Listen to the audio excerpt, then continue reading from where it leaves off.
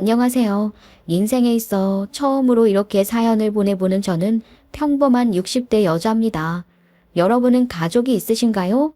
아, 여기서 제가 말씀드리는 가족은 시댁 식구를 말씀드린 거였어요. 시댁에 있으신 분들이 많으실 것 같은데 그렇다면 동서가 있으신 분들은요? 눈치 빠르신 분들은 벌써 오늘 제 이야기의 주제를 눈치채셨을 것 같네요. 철천지 원수가 있다면 이런 걸까 싶을 만큼 으르렁거리던 동서. 그 동서의 이야기를 오늘 해보려 합니다. 오늘 이야기는 특히나 저와 동서의 사이처럼 으르렁대다 못해 같은 공간에서 숨조차 쉬기 싫은 경험을 해보신 분들은 제 이야기에 특히나 공감하실 것 같네요. 이 신의 집안, 귀하디 귀한 무남동녀 외동딸, 장남한테 시집가다. 제가 결혼을 했을 당시 저희 친척들은 저희 부모님을 보며 기분 좋은 짓궂은 농담을 하셨었죠. 저희 집에서 저는 외동딸이에요. 그러니 얼마나 귀하디 귀하게 키우셨겠어요. 그 시절인데도 아들만 있던 집안에 딸이 태어났다면서 저희 할머니 할아버지도 저를 품에서 내려놓지를 않으셨었답니다. 아이가 발로 땅을 밟지 못했다 라는 말을 동네 사람들이 할 만큼 말이에요. 그렇게 귀한 제가 시집을, 그것도 형제 중 장남에게 시집을 갔으니 저희 집에서는 이래저래 걱정도 많았죠. 맏며느리로 산다는 게 우리나라에서는 이래저래 주어진 역할이 없지 않았으니까 말입니다. 하지만 저희 시부모님 좋은 분이세요. 남편도 참 좋은 사람이고요. 형제 없이 자란 저한테 시동생에다가 동서까지 생기니 솔직히 저는 기대도 많이 했었어요. 복작복작하니 대가족 느낌이 뭔지 알겠다 기대도 했었고 말입니다. 시댁은 겉으로 보기에 아주 퍼펙트한 집안이었죠. 아들 둘 다 나름 돈 좀 벌고 하니까. 거기다 더한 것이 차남 내외가 돈을 아주 잘 벌었거든요. 동서가 교수랍니다. 동서는 교수가 되기 위해 엘리트 과정 잘 밟아오다가 박사 과정을 끝내고 임용만 남겨놨을 때쯤 혼전 임신으로 결혼을 하게 되었어요. 제가 저희 남편과 결혼하고 2년 뒤엔가 동서가 시집을 왔던 것 같네요. 아우, 나는 솔직히 말하면 너 이 결혼하는 거 너무 속상해. 알어? 아유, 그래서 뭐 어떻게 해요, 엄마. 이미 결혼하기로 한 거고 심지어 오늘 결혼식 당일이야. 좀 좋게 말해주면 안 돼? 엄마가 속상하겠어? 아니면 당사자인 내가 더 속상하겠어? 일단 애 낳아서 좀 키우고 나 다시 공부할 거야. 그게 쉬워? 여자가 애 낳고 나서 다시 자기 일 하는 게 어디 쉬운 줄 아냐고. 아휴, 내가 정말 속상해서. 죄송합니다, 사돈. 그런데 속상한 마음은 어쩔 수가 없네요. 딸 가진 부모로서 이게 너무 속상합니다. 그거 결혼할 때도 동서 친정이며 동서도 은근히 자기네가 손해보는 결혼이라고 얼마나 어필을 했는지 몰라요. 속상할 수는 있죠. 하지만 적당히 해야 하는 것 아닌가요?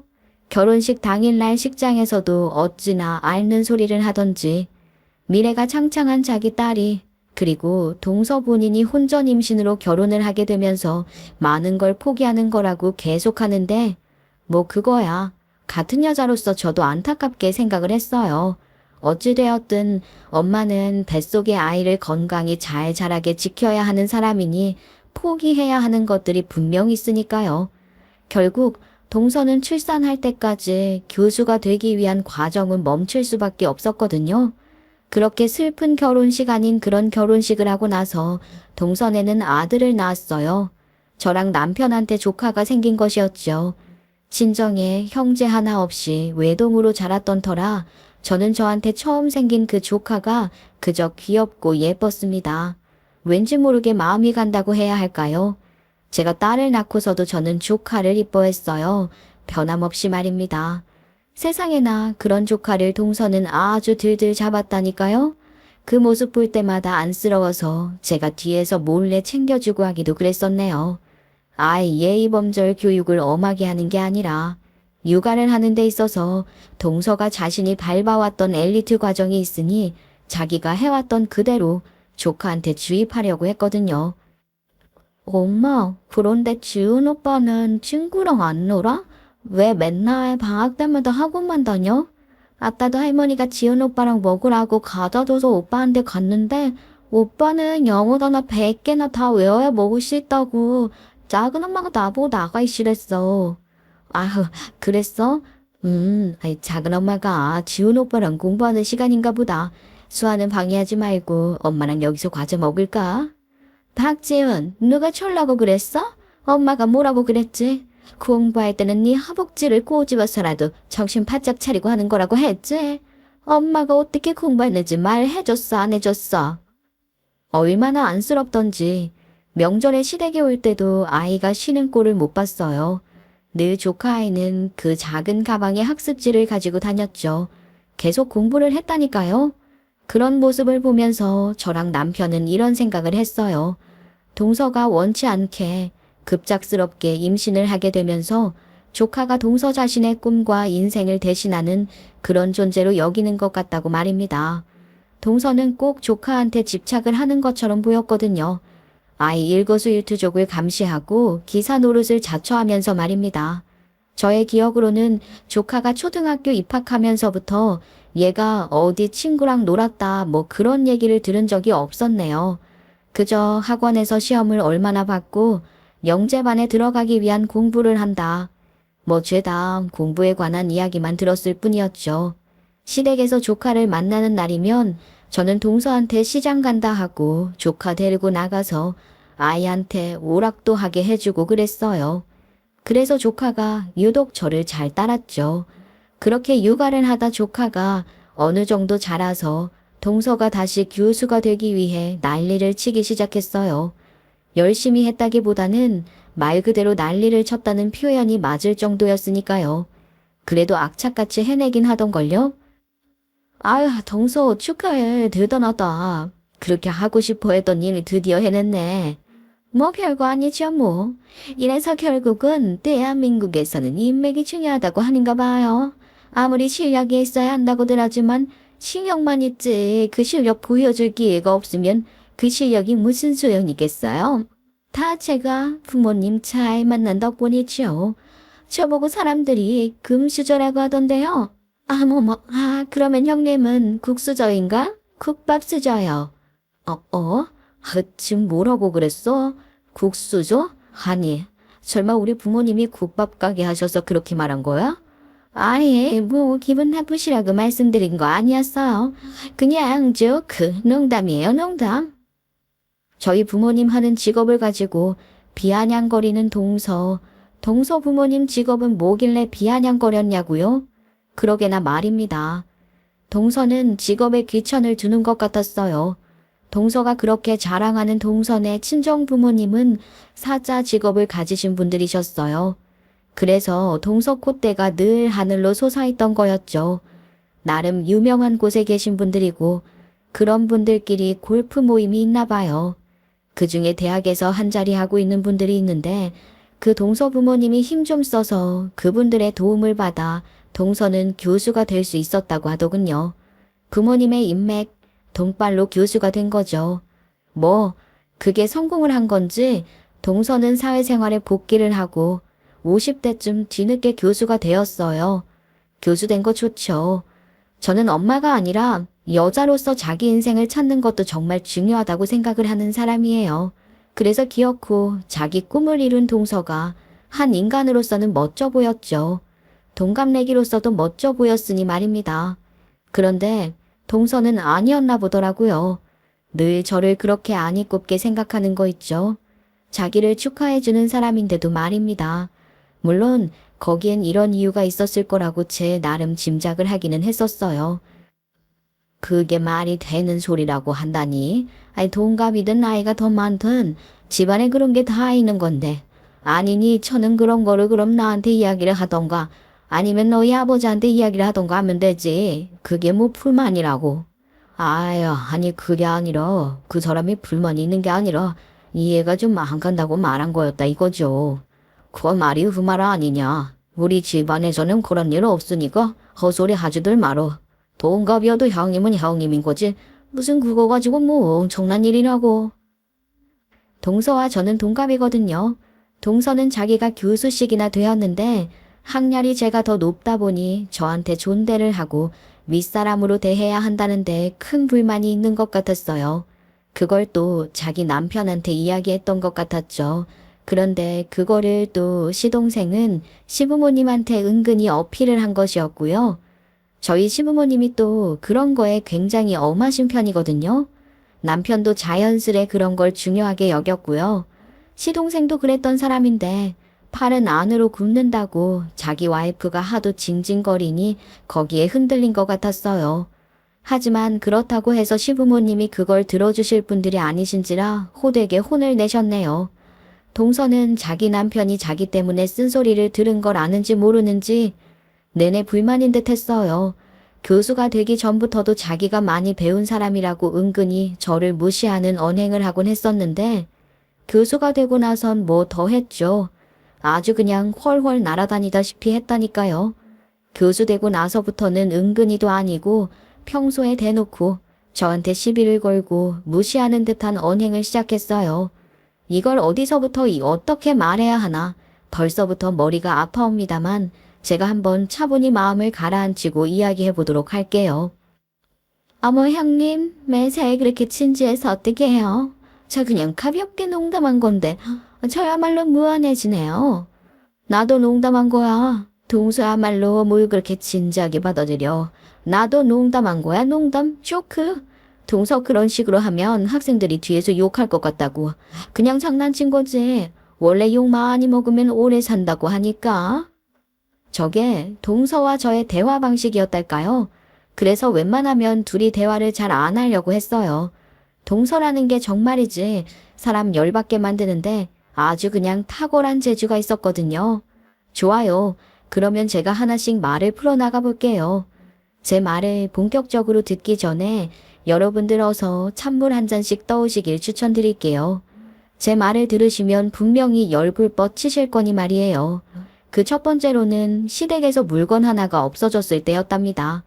저희 시어머니가 당신의 시어머니이자 저와 동서에게는 시할머니님이신 분께 받은 2캐럿 다이아 반지가 사라진 일이 있었거든요. 그 반지가 가격도 가격이지만 당신의 시어머니를 친정어머니처럼 따랐던 우리 시어머니한테 그 반지는 정말 소중한 것이었죠. 세상에나. 그런데 그 반지가 사라졌지 뭡니까? 금은방 가서 세척해야겠다고 장식장에 꺼내 두셨었는데 그게 감쪽같이 사라진 거예요.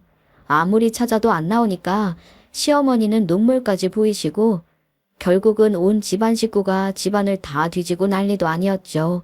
그런데 동서 혼자서 팔짱을 낀 채 우두커니 서 있대요. 안 찾고 뭐 하냐 물으니 뻔히 범인은 정해져 있는데 뭘 찾냐 하면서 저를 위아래로 훑는 게 아니겠어요. 그러면서 제가 훔쳐간 거 아니냐고 말을 하더라고요. 형님, 요즘 다니시는 공장 힘들다고 하셨었잖아요.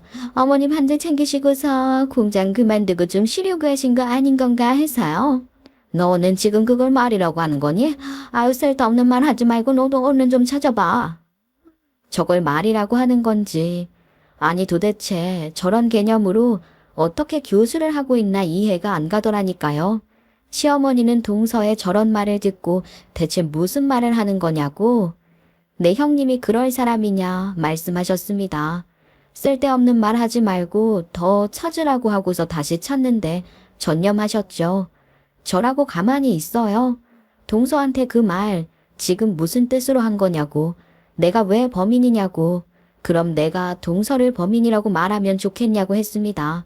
너무 열받잖아요. 그런데도 동서라는 거 고개를 쳐오면서 말을 하는 거 있죠. 어머니가 그럼 교수인 제 말을 믿겠어요? 공장이나 다녔던 형님 말을 믿겠어요? 저 때 바로 머리채를 잡고 쥐어뜯고 싶었네요. 그런데 거기서 무슨 상대를 하겠어요? 사람 아닌 것한테 말입니다. 저는 동서한테 개소리 작작하라고 하고서 그럼 어디 한번 보자고 하고 제가 제 가방을 뒤엎어 버렸어요. 제 가방엔 당연히 반지가 없었죠. 있을 리가 있겠어요. 그렇게 제 스스로 제 가방을 탈탈 털어보고 나서 그리고서 동서 가방을 들었죠. 그런데 제가 자기 가방을 들자마자 동서가 난리를 치더라고요. 그 가방이 얼마짜린 줄 아냐고 지랄을 해대면서 말입니다. 손 떼라고 난리를 치더군요. 저는 그걸 개무시하고 그대로 동서 가방을 엎었어요. 아이고야. 그리고 그 진실이 밝혀졌죠. 아이고, 동서 가방에 어머니 반지 들어있어서 얼마짜린 줄 알았냐고 한 거야. 뭐야? 어머니, 반지 찾았어요. 여보, 반지 여기 있네. 동서 가방에. 어머, 이게 왜 내 가방에 있지? 어머나, 가방을 엎어붙기를 잘했네요. 그런데 범인은 동서였던 거죠. 자기 가방에서 반지가 나오자 동서는 당황하면서 되지도 않는 연기를 하더라고요. 그 반지가 왜 여기 있는지 모르겠다면서 말입니다. 물론 그 진실은 아무도 모르죠. 동서 본인만 알고 있는 거 아니겠어요? 정확한 증거가 없으니 가족들은 찜찜하다만 그냥 넘겼어요. 시어머니도 그냥 무시하셨고요. 반지 찾았으면 그걸로 다행이라고 하시면서 말입니다. 하지만 그 뒤로는 은근히 동서 오는 날이면 귀중품 다 금고에 넣어 두셨어요. 하지만 동서의 정신 나간 짓거리는 저기서 끝나지 않았죠. 그뿐이었다면 아마 제가 이렇게 사연을 보내지 않았을 겁니다. 저런 일이 있었으면 좀 닥치고 있던가. 그렇게 지 자식이랑 제 딸을 비교를 하더라고요. 콩 심은데 콩 나고 팥 심은데 팥 나는 거지. 수아야, 너 돈 버는 게 뭐 그렇게 중요하다고 그런 곳을 간다고 하니? 아유, 형님, 너무 속상하시겠어요. 수아가 형님 밟아온 길 그대로 밟으려고 하네요. 뭐를 우리 수아가 어땠다고 그래? 그리고 자식이 나 닮는 게 뭐가 어때서?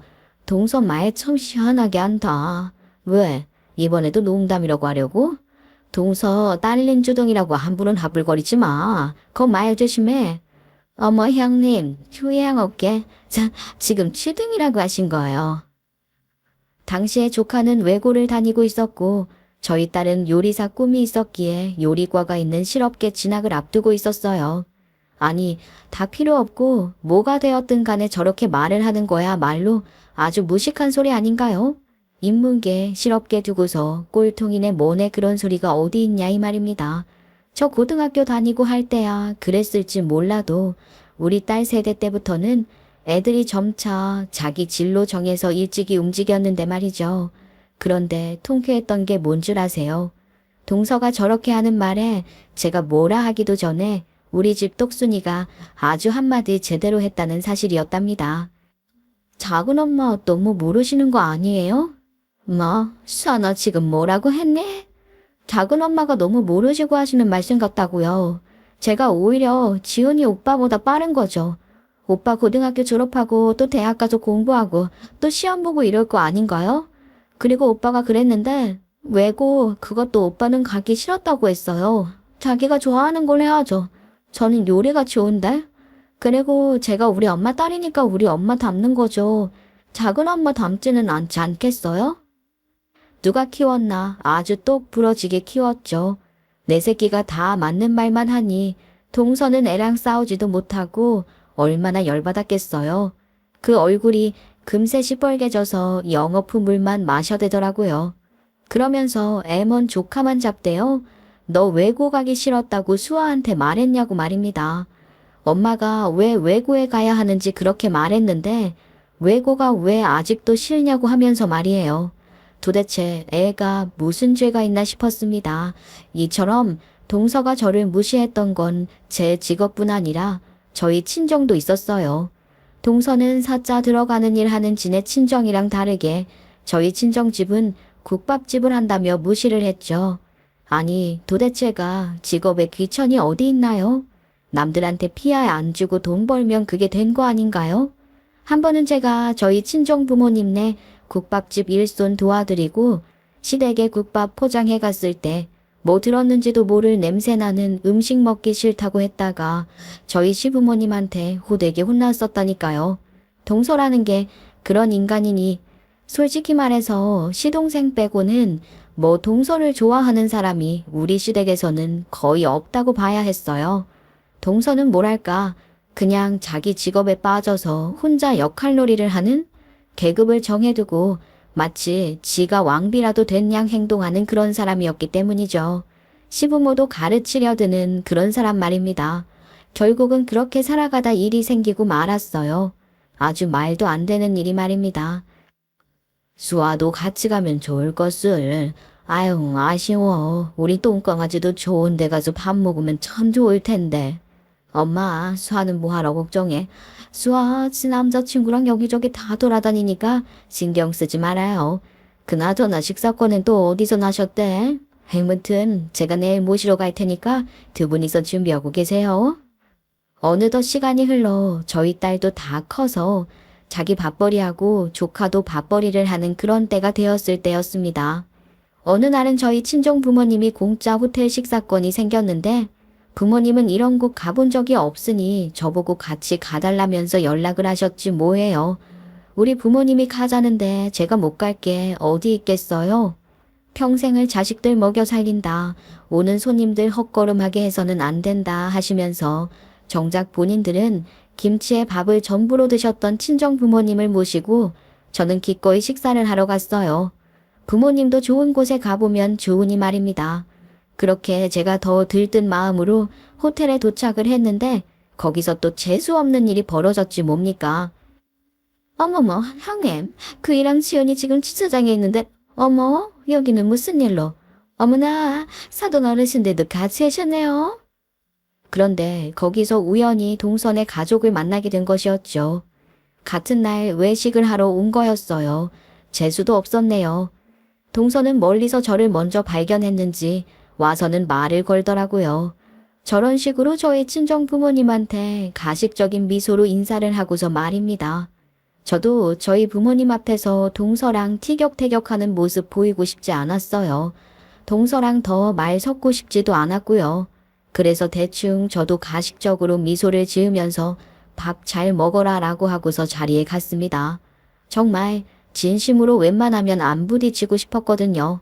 그런데 동서라는 것이 일부러 그러는 건지 뭔지는 몰라도 바로 저희 테이블 옆에 자리를 잡더라고요. 직원이 안내해주는 곳 마다하고 굳이 저희 테이블 옆에 말입니다. 그래도 뭐 설마 하니 지 남편도 있고 아들도 있는데 정신 나간 소리를 할까 싶어 그냥 넘겼네요. 더군다나 저희 부모님도 계시니 별일 있겠나 싶었어요. 그렇게 보이지 않는 의식을 서로 하면서 식사를 하는데 아무래도 저희 부모님도 연세가 있으시다 보니까 연세 드시면 당신들도 모르게 은근히 흘리거나 하는 게 있잖아요. 입가에 잘 묻기도 하고 말이죠. 저희 친정아버지가 식사를 하시다가 좀 흘리셨어요. 아이고, 이거 바쁜 사람 자꾸 오가게 해서 미안합니다. 내가 조심히 먹는데도 자꾸 흘리네. 저 미안해요, 바쁜데. 아니에요, 괜찮습니다. 필요하시면 언제든지 말씀해 주세요. 자꾸 흘리고 묻히시는 저희 친정아버지 때문에 직원이 여러 번 오가긴 했었어요. 냅킨이나 그 외에 필요한 것들을 챙겨다 주셨죠. 얼굴 한번 찡그리지 않고 가져다 주셔서 얼마나 감사했는지 몰라요. 그래도 그게 한두 번이 아니니 저희 친정아버지는 그게 그렇게 미안하셨었나 봐요. 뭘 또 흘리셨는데 저희 가족들이 못 보고 있었거든요. 아버지가 직원한테 미안해서 말도 못하고 계시니까 그걸 옆 테이블에 있던 시동생이 본 거죠. 시동생은 아무래도 저희 아버지가 사돈 어른이다 보니 자기가 가져다 드릴 요량으로 자리에서 일어서서 간 거예요. 그때를 동서가 놓치지 않고 또 개소리를 하더라고요. 아주 싹수 없는 개소리를 말입니다. 그 국밥이나 먹지. 하루 벌어 하루 먹고 세면서 꼴값 떠네. 먹어본 사람이 먹어보는 거지. 노인네 한 명 때문에 직원이 웬 개고생이야. 뭐? 지금 뭐라고 그랬어? 아니 형님 그렇잖아요. 교양 없는 노인네 한 명 때문에 이게 지금 몇 사람이 고생을 하는 거야. 저는 제가 뭐를 잘못 들었나 했어요. 워낙에 개소리에 싹수 없는 소리여야죠. 아니 어떻게 지 남편 일어나서 자리에서 벗어나자마자 저런 소리를 할 수가 있는 거랍니까? 그것도 자기 아들을 옆에 두고서 말이에요. 뭐 그래요. 지 아들이야. 지가 어릴 때부터 하도 지 말만 듣게 세뇌시켜놔서 자기가 무슨 말을 해도 가만히 있을 거라고 생각을 했겠죠. 분명 그랬을 겁니다. 어머머. 그런데 이게 대체 무슨 일이에요? 짝.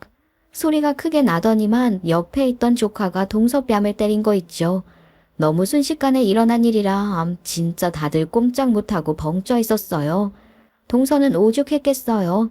남도 아니고 더군다나 아들이 자기 얼굴에 손을 댔는데 말입니다. 동서는 눈이 진짜 커질 대로 커져서 자기 아들 바라보고 조카는 부들부들 떨면서 일어서 있는 채로 자기 엄마 바라보면서 당장 사과드리라고 소리를 치더라고요. 진짜 무슨 일 날 것 같아서 제가 조카한테 후다닥 가서 조카를 붙들었죠. 거기서 말리지 않으면 정말 더 무슨 일이 날 것 같았거든요. 지훈아, 너 왜 그래? 어? 아무리 그래도 엄마한테 이게 무슨, 아유, 지훈아, 너 큰엄마 봐봐, 어? 큰엄마 봐. 이건 아보세요. 큰엄마, 이건 아닌 거죠? 뭐가 됐든 간에, 지훈아, 너 엄마한테 이러는 거 아니지? 넌 나중에 얼마나 후회하려고 이래.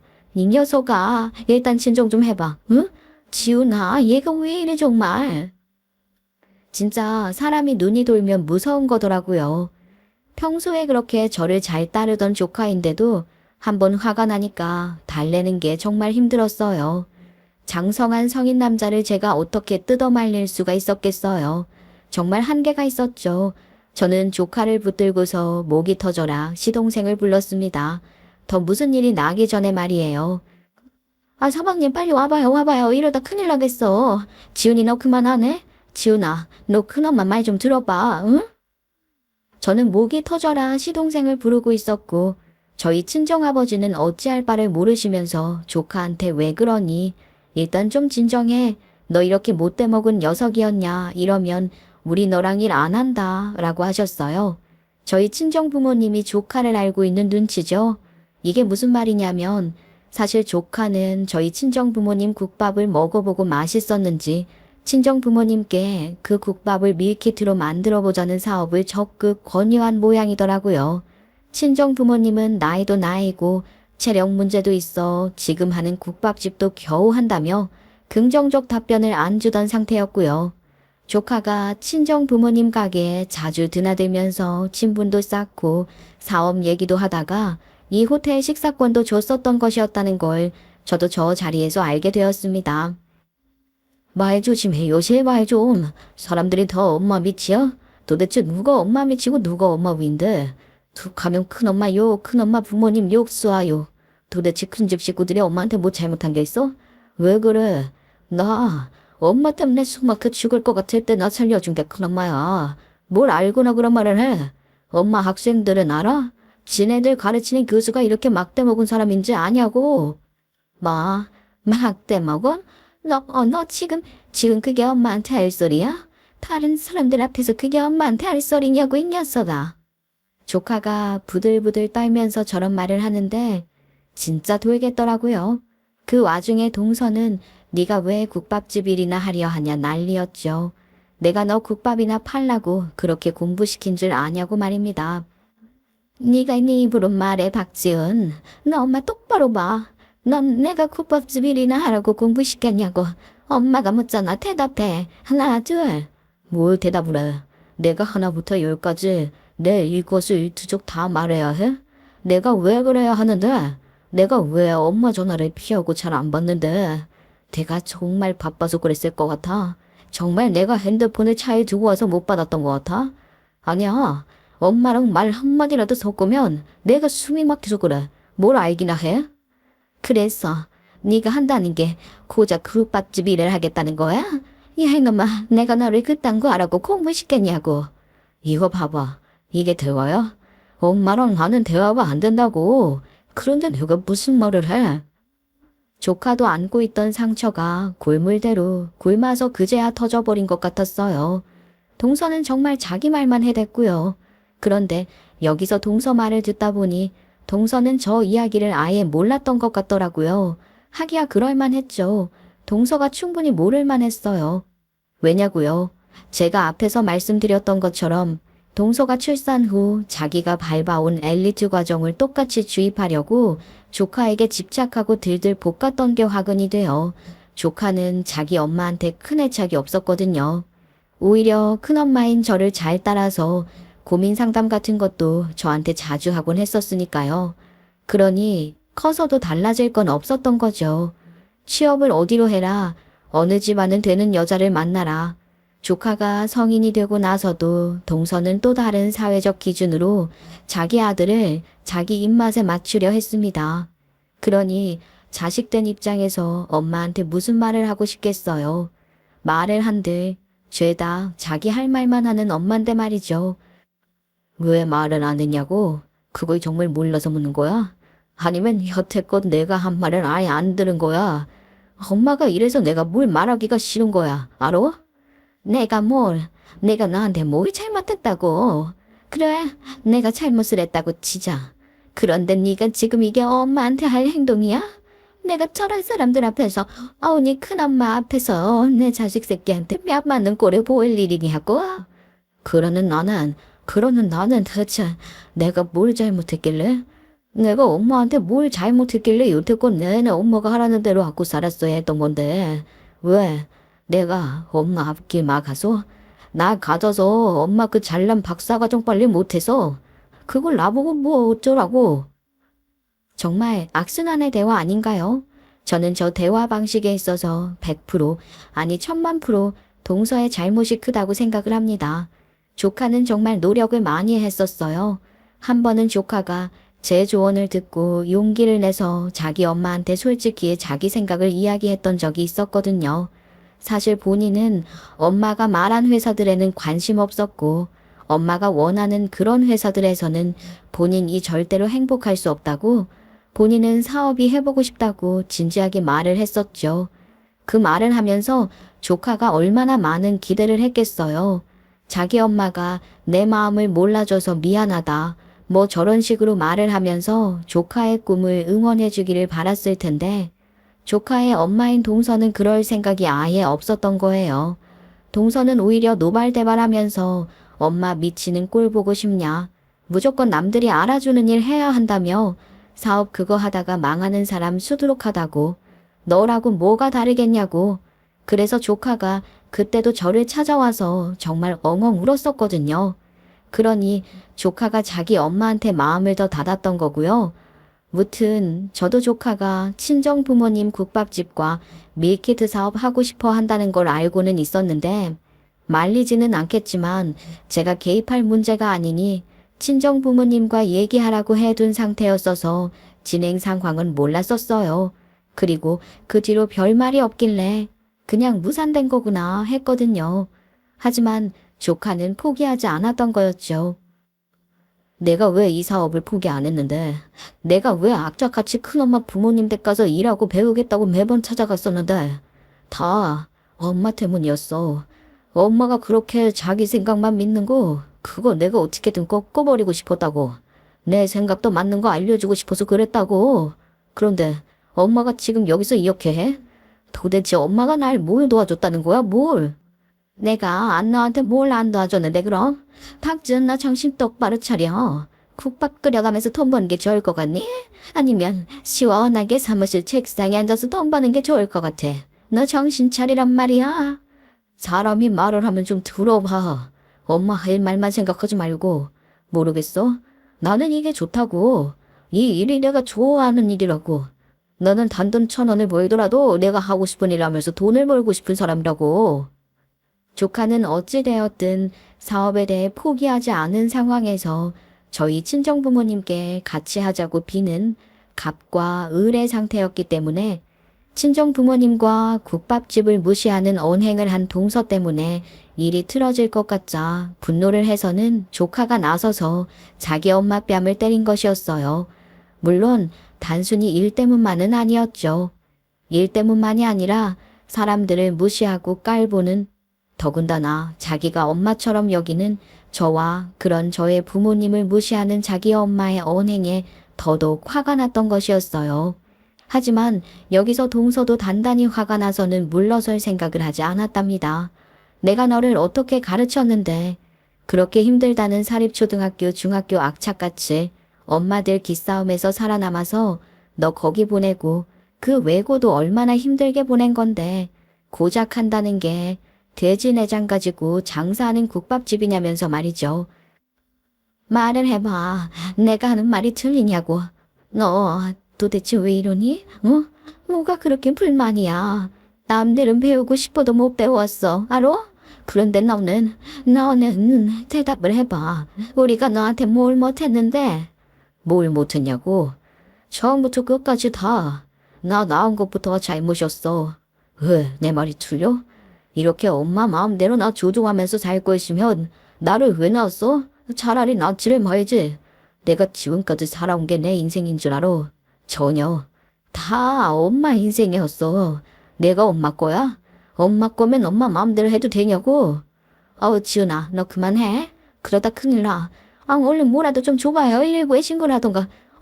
어머, 지은아. 조카는 그 난리를 치면서 테이블을 손으로 막 내리쳤어요. 그러면서 컵이 깨져 손까지 다치고 말았죠. 그날 일어났던 상황이 얼마나 충격적인 장면이었는지 몰라요.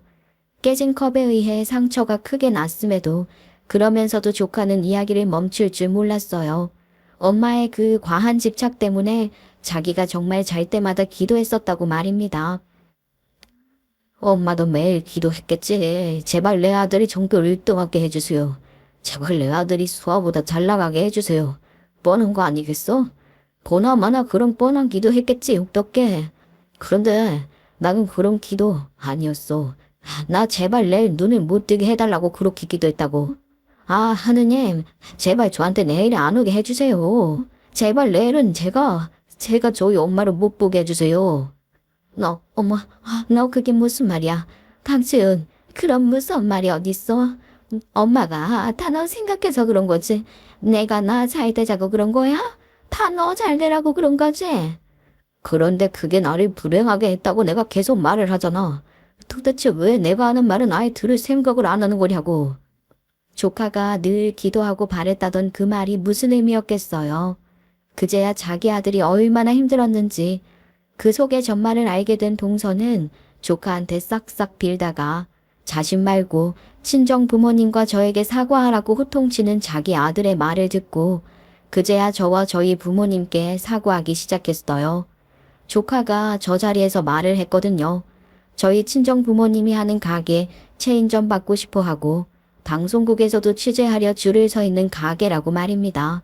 그럼에도 저희 부모님은 너무 유명해지고 하면 단골 손님들이 식사 못할까봐 그거 다 거절하신 거였거든요. 조카는 그걸 알고는 저희 친정 부모님이 운영하시는 국밥집의 비전을 본 거였던 거죠. 그 모든 내막을 듣게 된 후 돈 그리고 자기 아들한테 밉보이지 않기 위해 사과하는 동서의 행태가 아주 괘씸했습니다. 형님, 사돈어른, 제가 이웃에 아이들 학점 맡기는 것 때문에 좀 이래저래 예민했어요. 저도 지금 왜 이런 건지 분노 조절 장애가 있는 것 같기도 하고 어쨌든 정말 죄송해요. 어쨌든 이 사과할 때 맞는 말이야. 그리고 뭐 분노 조절? 동서, 말은 하로 해. 동서는 분노 조절 장애가 아니라 선택적 분노 조절자겠지. 안 그래? 동서가 판단했을 때 강한 사람한테는 급신, 약한 사람한테는 개망난이지. 아니야? 내 말이 틀려. 거기에 더불어 저희 친정 부모님도 기분이 상해 밀키트 사업은 역시 안 하는 게 좋겠다며 화를 내셨어요. 그런 저희 부모님한테 조카는 무릎을 꿇고 싹싹 빌었죠. 조카가 자기는 본인 엄마와 다르다. 원래도 엄마보다 큰엄마를 더 따랐다. 원하신다면 연을 끊을 수도 있다는 등등 말입니다. 사과를 하는 조카는 정말 다급하고 간절해 보였어요. 그 말을 듣던 동서 뒤집어지며 화도 내고 빌기도 하고 난리를 쳤었죠. 야, 박지은, 10달 동안 배 품고 배 아파 나은 게 나야. 그런데 뭐, 네 큰엄마가 좋아. 야, 네가 저런 공순이 밑에서 자랐으면 외고를 가고 그 좋은 대학을 갔을 것 같아. 너 그러지 말고 엄마 말 들어. 엄마가 지금이라도 외할아버지한테 부탁할 테니까 주은해서 들어가면 되는 거잖아. 내가 이래서 엄마가 싫은 거야. 알아? 지금도 봐봐. 엄마 때문에 내 인생이 어떻게 틀어졌는지. 내가 좋은 거 하나 없이 다 엄마 기준에. 내가 좀 제발 그만 방해해. 누가 네 일을 방해한다는 거야? 예, 나만큼 너를 생각하고 너 위하는 사람이 어딨어? 세상에 내 자식 잘못되기를 바라는 부모가 어디 있겠냐고. 네 큰엄마? 아니 치새끼 아닌 이가 오냐오냐 하는 거야. 너 정말로 아끼는 건 나라고 나. 내가 네 엄마야? 조카랑 동서는 둘이 싸웠다가도 그래도 돈 될 것 같으니 또 저희 친정 부모님한테 빌고 했다가 말 그대로 난리도 아닌 모습을 보였답니다. 시동생은 그 옆에서 망연자실하고 있었죠. 자기 아들과 자기 아내가 피 터지게 싸우는데 그런 게 자기가 이뤄놓은 가정이라니 얼마나 비참했겠어요. 결국 친정 부모님과 저는 조카와 동서 무시하고 귀가를 했어요. 그리고 그 사건이 있고 며칠 뒤 친정 부모님이 저를 부르더니 앞으로 더 체력이 없어지기 전에 저한테 음식, 레시피나 비법 등 전수해두고 싶다고 하시더라고요. 꾸준히 부모님 국밥집 도우러 다녔었기 때문에 큰 문제가 없을 거라고 생각을 하신 거겠죠. 그러면서 부모님 말씀하시길 저는 물려받는 것이기 때문에 처음부터 시작하는 것도 아니고 아직 체력도 있으니 조카랑 밀키트 사업 해보는 게 어떻겠냐고 하셨어요. 조카는 죄가 없지 않냐면서 말입니다. 솔직히 말해서 아니 그 어린 게 무슨 죄가 있겠냐. 물론 자식이 돼서 엄마한테 그렇게 한 건 청벌받은 짓이긴 하지만 그 녀석이 그거 오죽했으면 그랬을까 싶기도 하고 그리고 무엇보다도 우리 가게 와서 추우나 더우나 일 열심히 해보겠다고 앞치마 메고 뛰어다니는 건 그건 진심이었을 거 아니야. 그러니 내가 말한 거 한번 생각해봐. 친정 부모님 말씀을 듣고 나니 저도 제가 알고 있던 조카의 심성에 대해 생각을 해봤죠. 조카가 오죽했으면 그랬을까 싶었어요. 솔직히 조카를 저도 제 새끼처럼 생각하고 지내왔으니 마음에 계속 걸렸거든요. 그러면서 이런 생각도 들더라고요.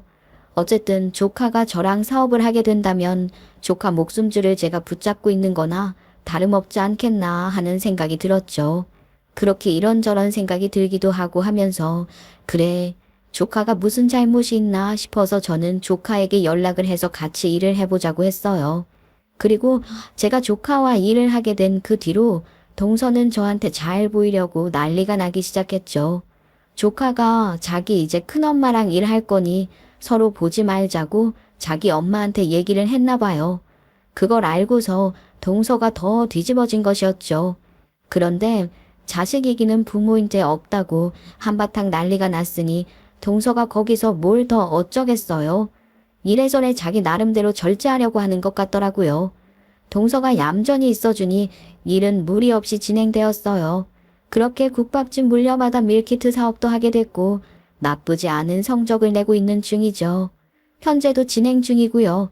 물론 처음엔 시행착오도 있었죠.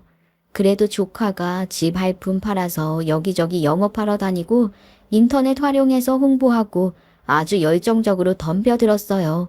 그랬더니만 서서히 반응이 오더라고요.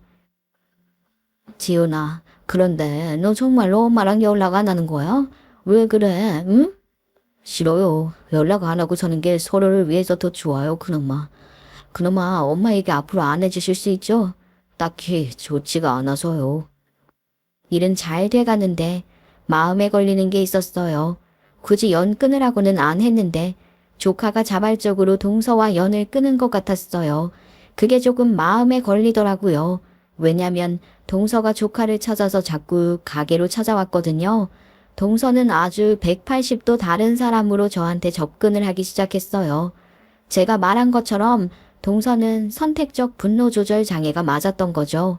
어찌되었든 상황적으로 보나 뭐로 보나 제가 이제는 동서 자신한테 강자로 되어 있는 상황이잖아요. 그러니까 아주 설설 기더라고요. 설설 기다 못해 그냥 바닥에 붙은 껌처럼 납작 엎드렸다니까요. 아들이 연락을 싹 끊었다고.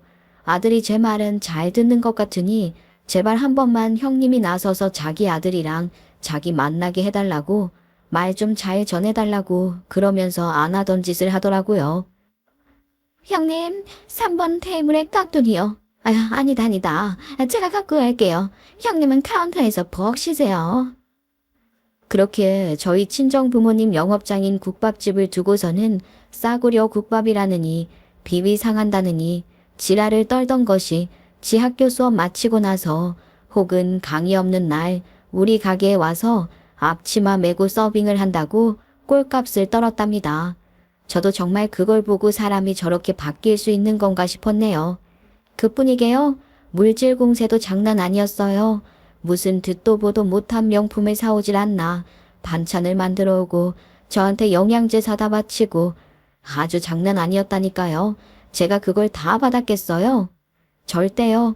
제가 흙을 파서 먹는 한이 있더라도 절대 안 받고 말죠.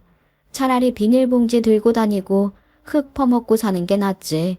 그런 인간이 주는 거 절대 안 받을 생각이었습니다. 그런데 한날은 동서가 또 와서 가게 일하겠다고 하길래 제가 동서가 들어서려던 그 문을 탁 막고 이야기했어요. 아유, 동서 그 향수 냄새 때문에 손님들이 너무 역겨워해. 아니, 음식점에서 누가 향수를 그렇게 뿌려대? 그건 기본 상식 아니야? 평생 펜때만 굴려서 어떻게 살아야 하는지를 모르나 본데 기본 상식부터 좀 배우는 건 어때? 그리고 이거랑 이거 저거 싹 다 갖고 가. 나는 동서가 주는 거 싫어. 그냥 재수없어. 저는 말 그대로 동서를 개무시했어요. 그리고는 동서가 저한테 했었던 무시하는 말들을 그대로 돌려주었죠. 그런데 동서한테 하나 엄청난 건 있더라고요. 자기가 얻어야 하는 거에 있어서는 미친 듯이 집착을 한다는 점이었어요. 제가 그렇게 자기를 개무시하는데도 자기가 그 국밥집 비전을 보고 마음을 굳힌 건지 향수 싹 안 뿌리고 머리 질끈 묶고 오더라고요. 살다 제가 동서가 운동복 입은 걸 보게 될 줄은 몰랐습니다. 그런데도 저희 부모님도 저도 동서 가게에 발도 못 들이게 내쫓았어요. 한 번만 더 오면 영업방해로 신고할 거라고 엄포를 놓고서 말이죠. 그래도 동서는 눈치를 보면서 꾸역꾸역 찾아오더라고요. 아유, 형님, 저 다른 거 말아서 오는 거 아니에요. 우리 치훈이 제발 아들 한 번만 만나게 해주세요. 치훈이 제가 잘 좀 설득해보게요. 아직도 안 늦었으니 자기 아들을 설득해야 한다고 도와달라고 하더라고요. 솔직히 저는 그 말을 듣고 화가 났습니다. 동서가 여전히 이기적이라고 생각을 했어요. 자식이 진짜 좋아하는 일이 단지 자기가 인정할 수 없는 일이기에 그걸 뜯어고치려 하는 게 정말 이기적인 부모라는 생각이 들었죠. 자는 배 아파 낳은 자식인데 아직도 네 자식을 모르냐고 물었어요. 동서, 지은이는 이 일을 진심으로 좋아하고 열심히 하고 있는 거야? 동서는 어떻게 엄마가 돼가지고 그걸 응원해주지 못할 망정, 아니 아직도 그런 소리를 하는 거야. 정말 무서운 게 동서는 제가 아무리 말을 해도 자기 아들이 자신을 왜 피하는지 모른다는 것이었어요. 뭐 아니면 아직도 본인 욕심 때문에 알면서도 외면할 수도 있는 거겠죠. 결국 아직도 동서와 조카는 연을 끊고 있는 상태입니다. 시동생은 자기 아들 뜻을 그냥 존중해주고 있고요. 저와 조카 아이가 함께하는 사업은 현재 진행 중이고요. 시동생 말에 의하면 동서는 지금 학교에서도 평판이 안 좋아지고 있다고 하대요. 동서가 수업을 하는 게 아니라 자기 아들 얘기하고 하소연하고 아무튼 딴데 정신 팔린 일에 시간을 다 보내서 학생들이 항의를 하고 있나 봐요. 이기적인 인간의 끝판왕 같다니까요. 모든 게 다 자기 위주이니 말입니다. 사람 쉽게 안 바뀐다고. 동서가 언제쯤 자기 아들을 있는 그대로 받아들일 수 있는지는 모르겠네요. 한 가지 안타까운 건 같은 여자로서, 엄마로서 동서가 좀 멀쩡한 인간으로 살 수 있는 기회를 스스로 날리는 거, 그게 안타까울 따름입니다. 여러분도 그렇게 생각하시나요? 혹시 인생 선배로서, 선배 엄마로서 제 동서에게 해주고 싶은 조언이 있다면 좀 남겨주실 수 있으실까요? 아마 동서도 이 채널을 들여다볼 것 같거든요. 운전할 때 사연 듣는다고 이전에 말했던 게 기억나서 말이죠. 그럼 여러분의 조언을 기다리며 저는 오늘 이야기를 마치겠습니다. 제 이야기를 들어주셔서 감사했습니다.